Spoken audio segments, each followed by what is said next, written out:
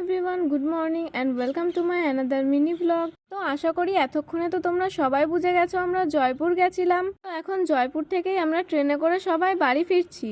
এখন আমরা স্টেশনে বসেছিলাম আর বাবু গেছিল আমাদের জন্য খাবার আনতে। আর এই হচ্ছে টিকিট কাউন্টার। সময় থেমে থাকবে, পৃথিবী থমকে দাঁড়াবে, কিন্তু আমার বরের গেম খেলা কিন্তু একদম বন্ধ হবে না। বরের কীর্তিবৃত্তি আর গেম খেলা দেখতে দেখতেই কিন্তু বাবু আমাদের জন্য নিয়ে এলো টেস্টি টেস্টি বার্গার। দুজনে মিলে বার্গারটা খেয়ে টোলাটুলি সবকিছু নিয়ে বসে পড়লাম টোটোতে। এখন যেতে হবে সোজা বাড়ি।